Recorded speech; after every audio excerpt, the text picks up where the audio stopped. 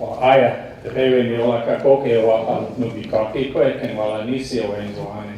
Nila myaamia me to senia. Te pewe shite ane o aha Okanagan me to seniake. Missionary Pat and Mike, Wichilam, Kotimita, Pyayane Waha, Kotamu ka koke myaamiaataweeyankwi. My name is Daryl. I'm very, very honored. This is my second trip to BC, and I'm definitely a stranger in a strange land, but I have really appreciated the new faces, the conversations, and simply observing what's going on in your territory. Some of it is familiar to me in a present sense, and some of it is familiar to me in a past tense. Some of what your communities are going through, my community went through 75, 100 years ago. And you'll get a chance to learn more about that. And in my introduction, I also wanted to recognize the caretakers of this place, the Okanagan people, and the many different dialects that this land knows. With that said, a disclaimer. My disclaimer is this: nothing that I say should ever be interpreted as an attempt to tell any of you guys what to do. I've been working in this field for many years. I've learned a lot from different communities. In some cases, things apply. In some cases, they don't apply. And that's going to be the case for my community as well. I was invited to come and talk very broadly about our effort. An effort that began in 1991. And I have a point in time because it began with my family in the home as my wife and I were beginning to have children. So I did want to introduce my wife, Karen, in the back. Go ahead, raise your hand. She's played an integral role in our work in the home, and I'll share more of that with you as well.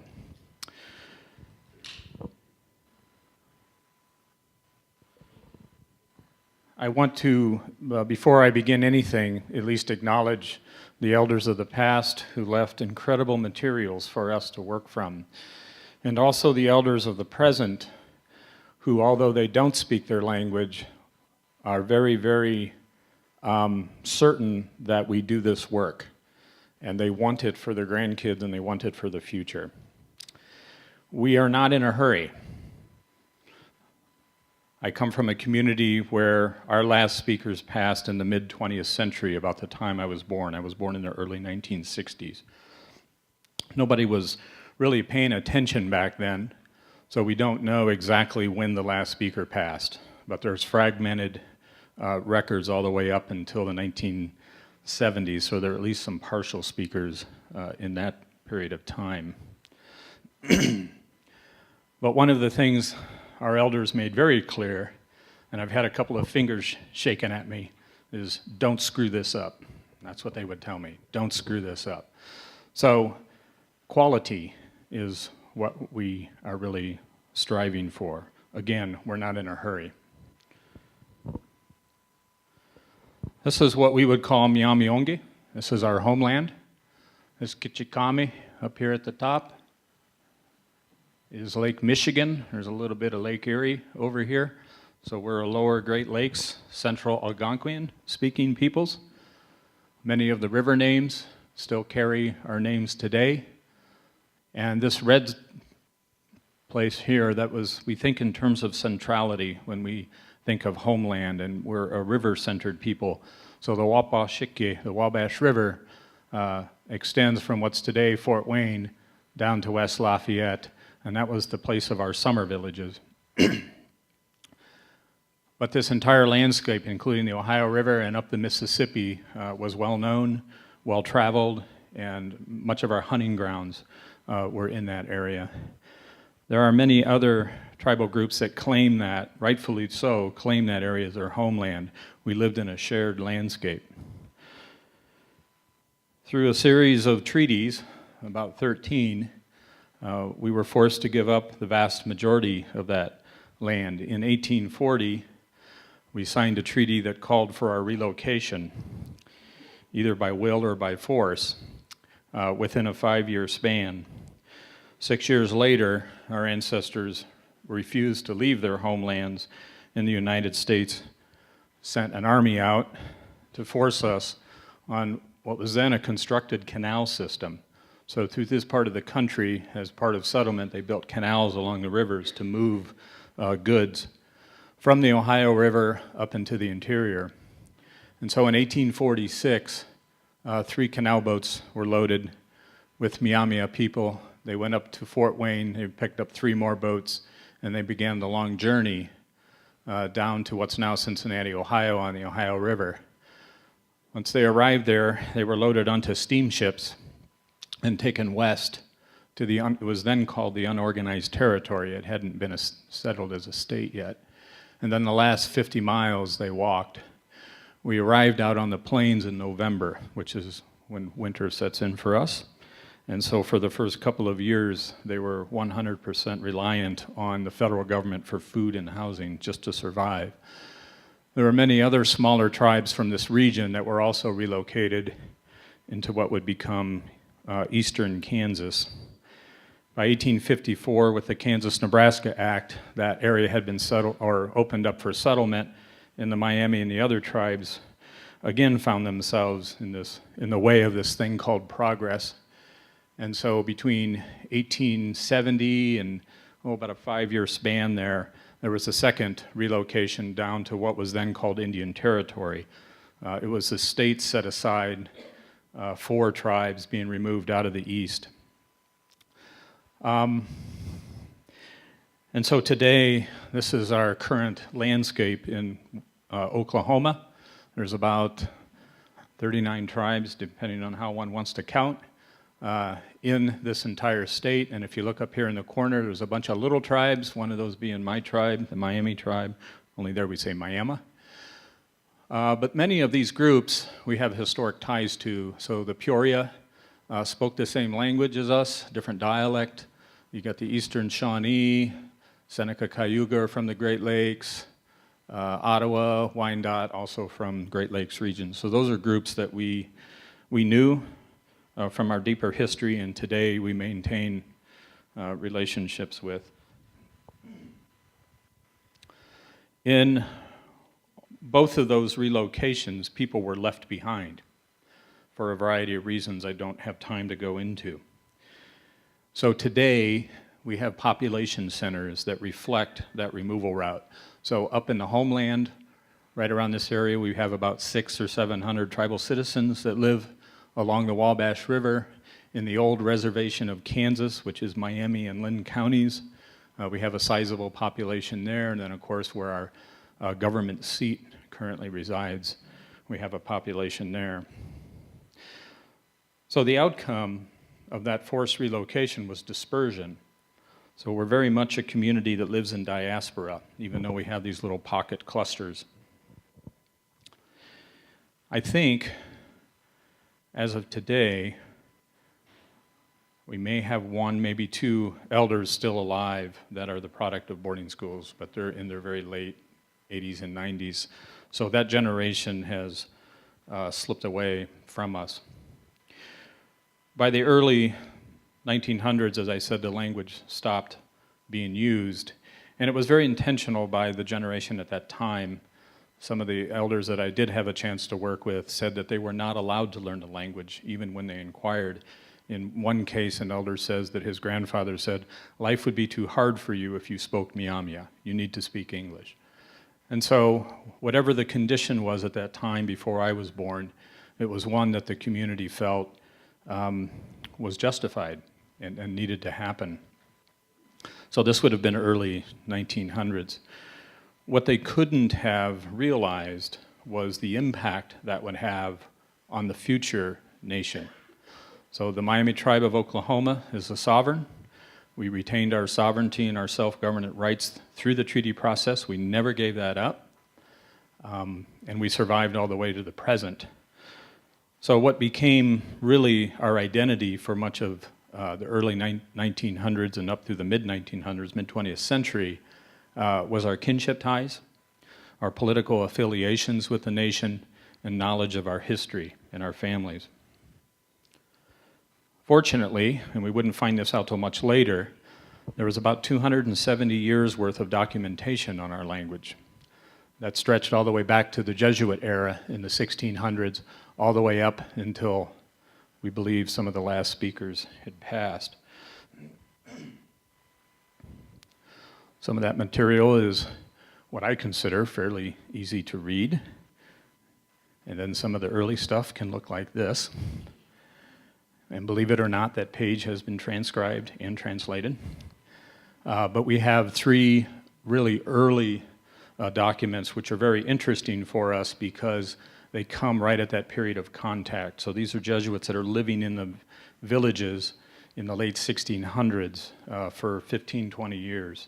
And so there's a tremendous amount of historical, cultural, and of course, a tremendous amount of linguistic information because those Jesuits became fluent in the language. Of course, they were there for a purpose. That purpose was conversion. And so today we can kind of tease out the Jesuits struggling with concepts like virgin births, immaculate conception. They're not really sure how to handle this in the culture. So there's all kinds of creativity among the Jesuits as they try to figure out how to translate these new concepts. This work was, backing up, reconstruction of the language began in 1988 with the work of David Costa, who was a graduate student at the University of California at Berkeley. And the reason he chose this language is because his advisor said, why don't you go see what you can find out about this Miami language? Nobody seems to know anything about it, and we don't even know if there's any speakers left. So David contacted the Miami tribe of Oklahoma and some community members in Indiana and started to do his research. And it was purely motivated by a curiosity to describe this little-known language. And so David would work for many, many years. He's actually now employed by us through the tribe and works at the center that I work at. But he's accredited with doing much of the reconstruction work and also uncovering the vast amount of language materials that we as a community did not know existed. We're still uncovering little bits and pieces. I suspect that there's some things overseas, so that process continues on. Okay, so that's a quick and dirty background. I apologize I don't have a lot of time to go into details on these things, so this talk is going to be a little bit like a stone skipping across the water. I'm going to switch gears to a place called home, Nikenge. And this is really where it began. I grew up as a Myaamia. I didn't know anything of my language. My parents didn't speak. Grandparents didn't speak. They knew some words, mostly ancestral names, but I was curious and motivated. I said I wanted to learn more about it. And so my father suggested that I too make a trip to Oklahoma and over to Indiana to learn if there were any speakers of my heritage language alive. And so I did, and of course I learned that they had passed, but during one of those trips I bumped into a young graduate student named David Costa, and that was our first meeting. And we think that that was right around 1990, somewhere in there. My children started to come along. I had discovered a word list among my grandfather's papers. At the time I had no idea where he got that from. I knew he didn't speak the language, but I wanted to learn it. I was aware that our language was labeled dead and extinct, but I didn't buy that, and I don't buy that today. So I began the long journey myself, very rudimentary and full of errors, to try to learn something of my language. And it began in the home. There was no community effort, there was no program, there was no support. It was just my wife and I doing the best we can. Over time, I would eventually communicate more and more with David and begin to at least be exposed to some of the grammar, which I didn't understand at the time. The home really became the learning center for us. The house was the classroom, and we created it as a classroom. We made a decision to homeschool our kids. I made a decision to quit 10 years of construction work and go back to school. And there was a very tough period, very tough transition. We left our family in the Great Lakes area and moved to Montana, Missoula, Montana. And it was there that I met a professor by the name of Anthony Mattina. Some of you may know that name. And he would eventually become my graduate professor, someone I hold very highly and have a lot of esteem for. Tony would work with me for a couple of years, and I would eventually go into a graduate degree program in linguistics. I had spent 6 years in biology, wildlife biology, because that's what I thought I wanted to be when I grew up. But I got sidetracked into linguistics, and for whatever reason, it just really resonated with me. And for the first time, I could start to make sense out of some of the work that David Costa was doing back in California. David would eventually serve on my graduate committee and help me as well in understanding Myaamia grammar. So things continued on. My training in linguistics certainly helped me understand the grammar of my language, which allowed me to move to another level of language use in the home. And as part of the reconstruction process. Again, there were no materials. Karen actually produced a lot of the homeschool materials so that the children could begin to learn. We would reinforce that through our work in the home. We tried to immerse ourselves as much as possible, as rudimentary as it was. We ended up homeschooling for 18 years, and it was the right thing for us to do, although it was the most difficult thing we've ever done. And it eventually would grow, and it would keep growing. And I would begin to learn things, not just from my linguistic training, but from my own kids, because they had what I didn't have. They had the language from the time they were in diapers. And I didn't realize how much that would impact their identity as they grew up into young adults. I believe in the homeschool environment. We are capable of teaching our youth up to a point. I do think that once they get to the higher grade levels, it's good to have trained teachers involved. But the amount that can be accomplished in the home, I still to this day think that that is really where significant change can be made at the least amount of cost. Menewita, Pekundiki, Nehisa Kilswa, Sakewa, Kishakosita, Keshakosita. Apushingo? Iya, Apushi. Shango Kila. We got to the point where we could teach the language in the language, and that particular one was part of a moon song that the kids had created. They learned to be creative with the language, and they reinforced among each other. Those are actually my youngest two kids. I had two older kids, so we had 4 total, although there was, 8 years apart between them, I think. I might have that year wrong. Back when we were doing this, I just could not have ever imagined where it would go and that I would even be standing here doing what I'm doing today. So unfortunately, I didn't record much.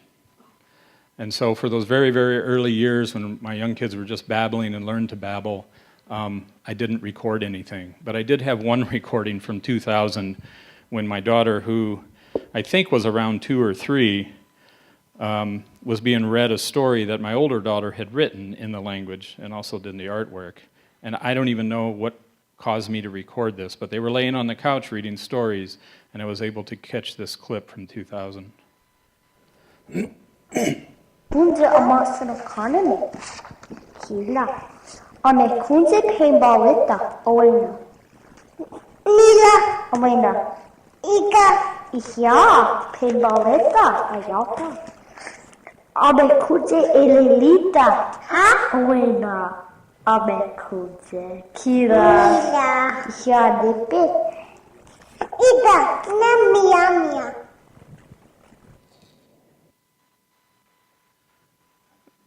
This next clip was taken last weekend. My wife and I now have our first granddaughter, and the girl in that picture was the 3-year-old in the other one.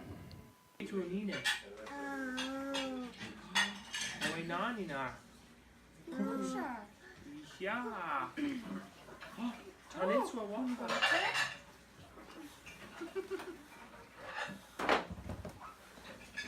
Nijwe kukusha. Kukushake. Nijwa kukushake. Yeah. Neswe kukushake. Yeah. Oh. Oh, niwe kukushake. Awena. Bo. Lemwa. This goes on for quite a while, but what has struck me from this is that, you know, as parents, we put all this work into it, and we had no way of knowing whether they would continue on with it. What would they do after they became adults and moved on, got married, and had kids? Would they continue with the language or not? We didn't know the answer to that. Again, what we didn't know is how much that exposure to that language, even though it was minimal, would have a tremendous impact on their identity, and that they would see the language as part of who they were growing up as adults. So it's amazing to me, and this is my son on the left, who now works as a language instructor for the Myaami tribe of Oklahoma, how much the siblings actually gather around their niece to re-encourage the language. And of course, things are different today. There is a greater level of language use. There's much more available materials. She's going to have a very different start than the previous generation did. That's growth, that's progress for us, that's what we want to do. That's the direction we're going. Again, I learned a lot from their experience and what it meant to them to grow up with exposure to their language, and how they took the responsibility on to spread it, to share it, and to spread it around the community. So with that said, reflecting back on the home is that place where we can have lots of immersive moments, and it is that place where I don't need a whole lot of money to speak my language, and it's where commitment can be strongest. And so my kids are pretty much gone now, but I learned something about that work in the home that would shape me. In 1995, the Myaami tribe community decided that it wanted to start doing language at the community level. One of the mistakes that I made was I took my experience from the home and I tried to apply it at the community level. And of course, we were pretty forceful in the home. I don't mean that in a negative way. I just meant Myaamia was the language here, damn it, speak it. And so we didn't allow the kids to not speak it. They had to speak it. If they wanted a response, if they wanted things they were asking for, they had to use it. And so they learned early on that if they said something in English and I said myaamiaataweeyankwi, then they just say it in Myaamia and it was good. There wasn't ever any debate over that. But that kind of forcefulness, when I tried to apply that in the community, it failed miserably.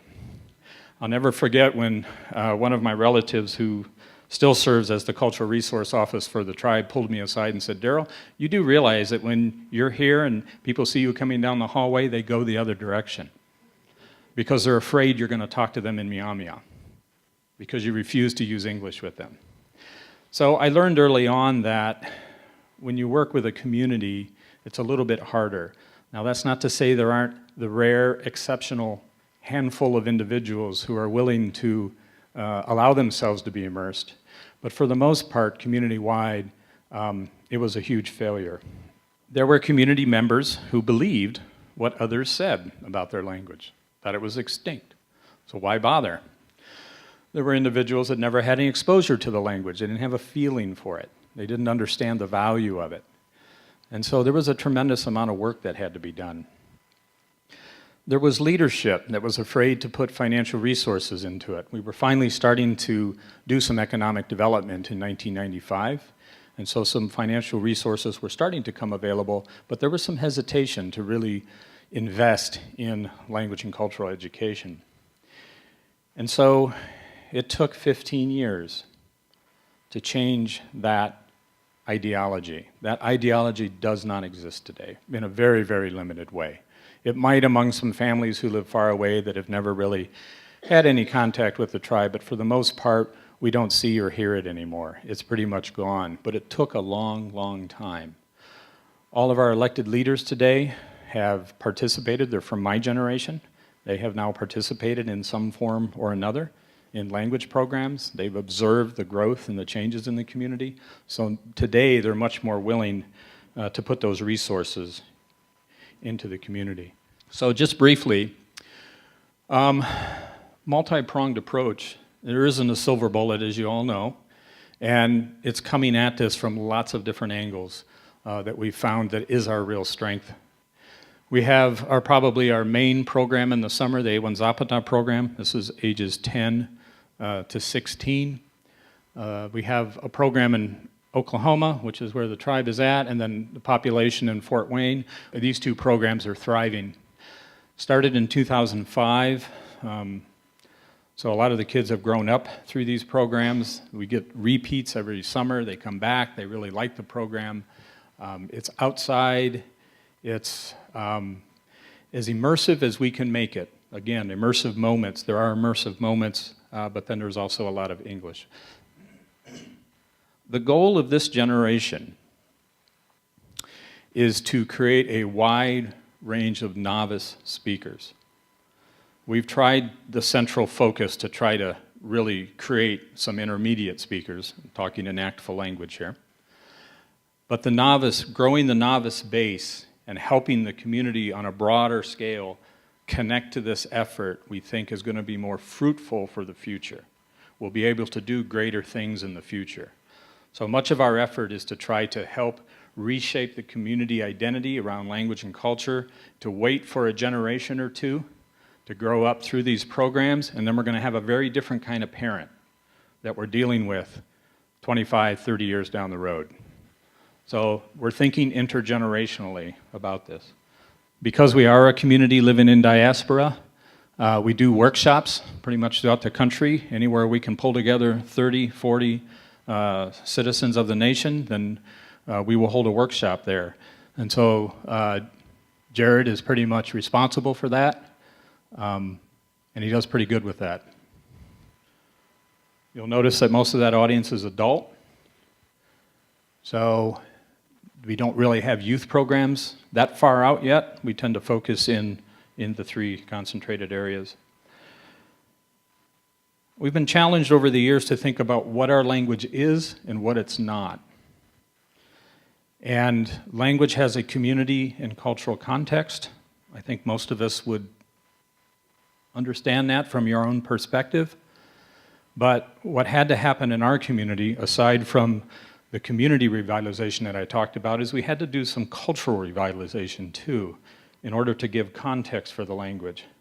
This meant, in some cases, the reintroduction of traditional games that had ceased to be played, whether it was Makasina Mekindinge, the moccasin game, or our traditional game of lacrosse.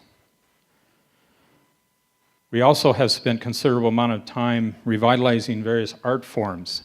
This is a project that's been many years in the making. Our ancestors used to take the trade ribbons and weave geometric designs to create a pattern that was worn on clothing. Of course, today those patterns are showing up on lots of different things. We also began to revitalize storytelling. So many of our winter stories, we have two kinds of stories. We have historical narratives, which can be told any time of the year, but then we have our animal stories, our winter stories, which are only told at a certain time of the year. And we started to revive those, and that's been a very, very, very powerful thing for the community. Look at the age of the storytellers. It might be backwards from a lot of your communities, but this is our reality. These are the younger people, and this is a movement of younger people. It's not that the elders don't have a role. They do. They have a very supportive role, but they want the younger people to do it, and so they really encourage that. Okay, that was a short blurb on community. I want to turn our attention now to Miami University. We're very, very fortunate to have what is now a 45-year relationship with an institution that holds our name in our homeland of the lower Great Lakes. So the tribe's in Oklahoma, Miami University is in Oxford, Ohio. In 1991, they created the Miami Indian Heritage Award, which was a scholarship program for tribe members. And in 1991, there were 3 tribe students that came. The numbers of tribe students that would come for scholarships were always very small, mainly because it was so far from Oklahoma or from population centers. But in 2001, the Miami Tribe and Miami University got together and said there's got to be something we can do on the academic level that would help move our language and cultural efforts forward. So in 2001, they created what was then called the Myaamia Project. I was asked to come and be the founding director of that effort, and it has grown significantly over the years, and I'm going to talk a little bit about what we're engaged in there. In 2013, we transitioned into the Myaamia Center. Universities have systems that they, naming is very important. To have a name like center means something within their system. So it literally took us many years to develop into an actual full-fledged center. But as of today, we've graduated 100 individuals from the tribe, and we currently have 32 tribe students on campus. That number shot up primarily because of language and cultural revitalization. We never would have had those high numbers there. And some of those youth are coming out of our youth programs. We have a unique opportunity to begin working with youth at the age of 10 in our Awanzapata programs, and we've got some younger programs that we're just getting started, but we can follow them all the way up into and then through their college experience. Students that come to Miami University are required to take a series of courses that we teach that's designed for them over and above the regular coursework. They get credit for that, but they're required to do it. It's part of their responsibility of getting a tuition waiver. They get 2 semesters of Miami language and culture, 2 semesters of ecological perspectives and history, and then 2 semesters where we really focus on upping their proficiency in language and also cultural knowledge. Language is embedded in everything that we do. We're sort of careful to not pluck language out separately as a separate activity. Instead, we embed it in everything that we do. Of course, the goal is to graduate, and we're finding that the tribe students really, really enjoy the tribe class. We have no problem getting them to class, even though it's above their coursework. This relationship wouldn't be what it is without leadership. We work very, very hard and very closely with elected leaders, tribal leaders, and also university presidents. Miami leaderships have welcomed in through inaugurations 3 university presidents in the last 20-some years. So the relationship at that level is very, very strong, and it has to be. The center relies on that relationship being strong. The Myaamia Center itself really we're really the research arm for the Miami Tribe of Oakland. That's really what we are, as it pertains to language and cultural education. But because we're in an academic situation, we like to take advantage of every available opportunity for somebody who wants to work with us, whether that be students or faculty and staff on campus. Today we have 7 staff. One of those is part-time. We're about to add another part-time position this fall. We have 5 faculty affiliates in various departments. We're very interdisciplinary. There's 5 offices. One focuses on education and outreach, the other on technology and publications. We have an office of cultural ecology because of the ecological connections within the language and culture. And so there's just been a lot of development over the years. This is a tribal initiative that exists within an academic setting. Everything that we produce is controlled by the tribe, not the university. We have proprietary agreements that the university owns nothing that we produce. So I wish I could go into more on that, but we're heavily involved in curricular development, and this is our Earth and Sky. It was actually funded by a NASA grant that we had. We only use grants primarily for projects. Much of our operating costs comes from the tribe. The use of stories to teach certain concepts, looking at geology, and you'll see that Miami language is woven throughout that. Reconstruction of the lunar calendar system. And something that's evolving for us real quickly now is technology. Technology alone is not going to bring our language back, but the thoughtful use of technology can really aid us. Everything from online dictionaries, we're starting to see more and more youth that are using the language for texting, various apps that can be used in the home, and even research tools.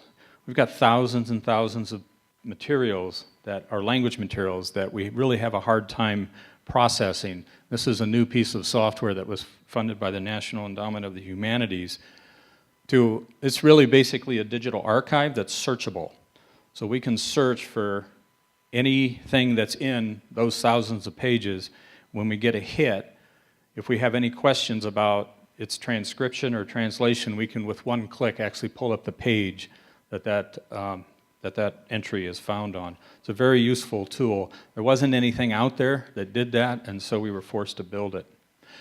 We're also beginning to develop more internally in terms of technology. We're obviously working from source documents, and how do we get to the actual learner, and how do we create research tools.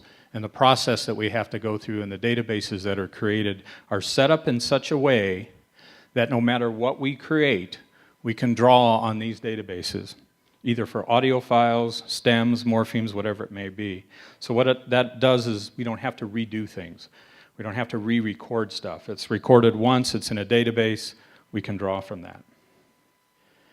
We're also, have spent a lot of time trying to develop ways of teaching certain concepts that are in our culture. How do we don't have a word for history. We don't talk about our history in the way that it is in English. And so how do we teach about concepts of history? How do we teach about kinship?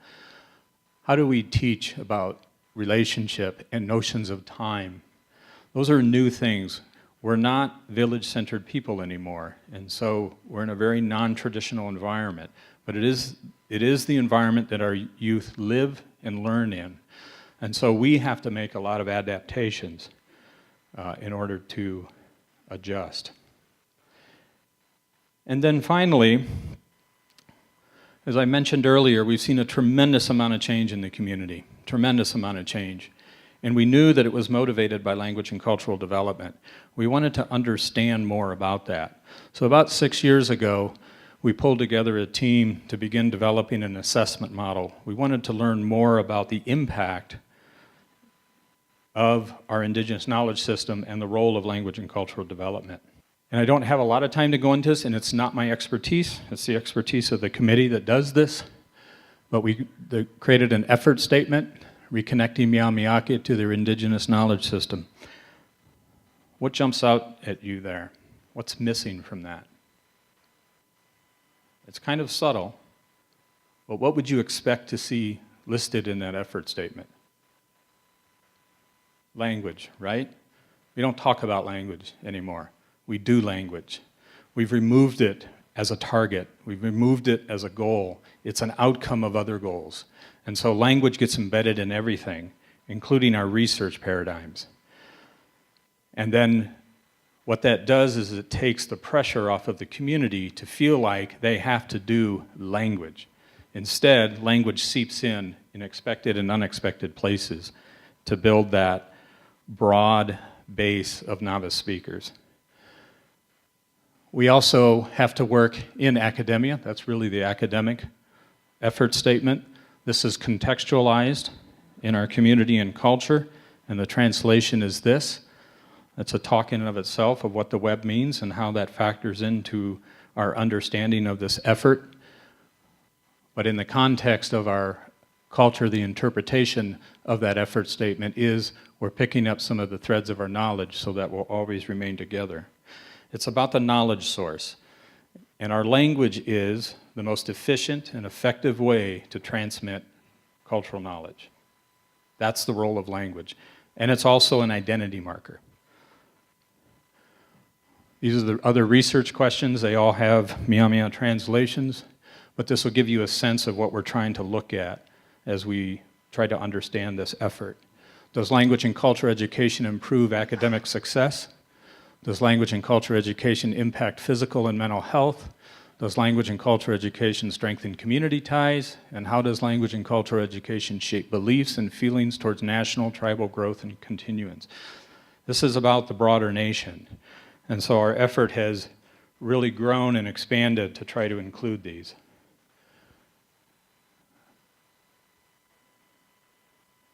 Our research team is very talented. They're made up of tribal and non-tribal members who work together to create this. This might make a little bit more sense. This is my way of thinking. I need pictures. This is really the knowledge system. We can talk in specific detail about issues of leadership, about issues of ecological knowledge, about war and peace, about earth and sky, or about the afterlife. That's that knowledge system right here. The individual path of learning is here, and these are the current programs that feed this information into the individual learning experience. That's the educational pathway. We also recognize that, especially for this generation, their identity is multi-layered. They're not one thing. And so we leave room for those other identities that they may have, whether they be political, religious, or in some cases, cultural and linguistics. So we leave room for that as part of their learning path. And then really the goal is to be well, right? What we say, myaamiaataweeyankwi, to live well. But we're not going to define that. We're going to let the experience of all of this define that. And so it's through our assessment work that we'll get a definition for living well. We're not going to try to predetermine what that is. I do have some data, since we've been recording graduation success in relation to language and culture for the last 6 years. There's some spiking here on the end, but that's because the numbers of students were really low. So one student could leave or all three could retain, and it kind of skews the data a little bit. So what we're more interested in is what it looks like on out from here.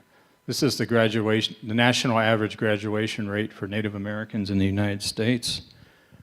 Our students are at 77%, and it's slowly climbing over time. I think there might have been 6 or 7 students here, and like I said, there's 32 out here, so the numbers are changing. But this is a scale we're going to be watching for some time. We believe we can demonstrate through our research that academic success is improved when their academic experience includes the celebration of their heritage, language, and culture. The other patterns we're finding coming out of our assessment work, aside from the educational success, is it creates the notion of giving back. This is the first time in generations we've had young people that really want to give back to their community, and it's because of this experience.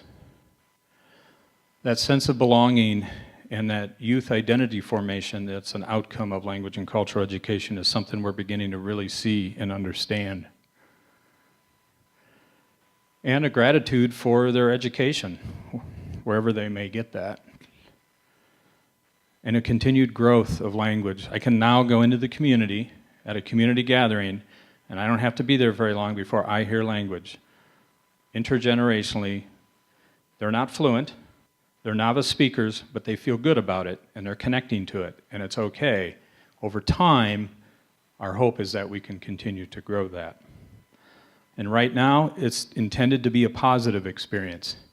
The cultural shame that existed 2 generations back is for the most part gone for us.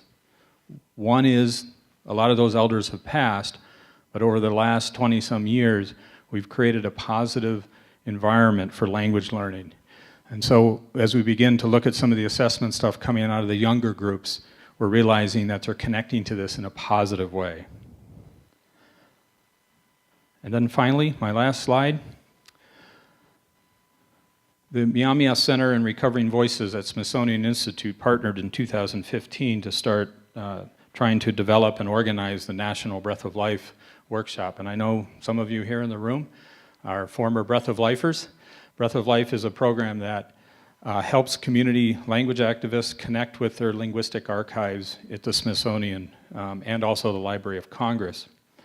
And through a 2-week program in June, we bring together community researchers and then also linguistic partners to work together to gain access, to get copies so they can take them back to their community, and also some minor training in linguistics and archival interpretation.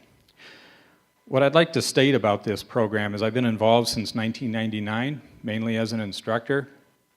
But this is a program we can only select 30 communities. We get 60 to 100 applicants a year. It's really grown a lot. More and more tribal communities in the United States have either lost their speakers and are in need of working with documentation, or they're on the verge. Maybe they only have a handful of speakers left and they want to start making use of documentation for that effort. We'll go ahead and end it there. Mishinewe, Nepakako.